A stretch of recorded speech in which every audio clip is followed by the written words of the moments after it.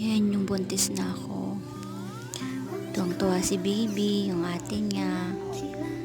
Nalalabas na yung baby. Malalaman na kung boy o girl kinabukasan. Tapos nalaman ko, it's a boy. Masayang masaya ako. Yan, 30 weeks na. Tapos yun, nung 32 weeks, nilabas ko siya agad.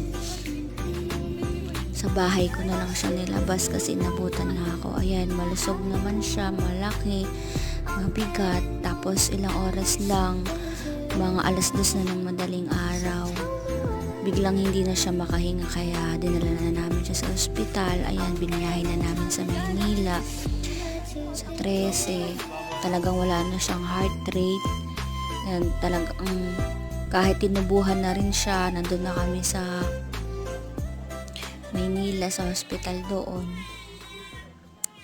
Ayan, ang dami nang ginawa sa kanya, ang dami niyang tusok, dextrose, nakakaawa, pero nakailang pampatibok na rin siya ng puso, nakapito na rin nasaksak, talagang hindi niya na kaya. Magkakaroon ulit siya ng pulse rate, tapos biglang mawawala, bumababa. Kaya yun, sabi namin na hindi na lang lagyan ng tibok ng puso. Ayun, talagang hindi siya para sa amin. Napakalaki pa naman yung bata. Ilang buwan na lang sana, mga 1 month na lang pwede na siyang ilabas. Pero ayun, nagmadali. Sobrang stress, puro problema. Bigla na lang akong dinugo. Ayun, napalabas siya ng maaga. Ayan.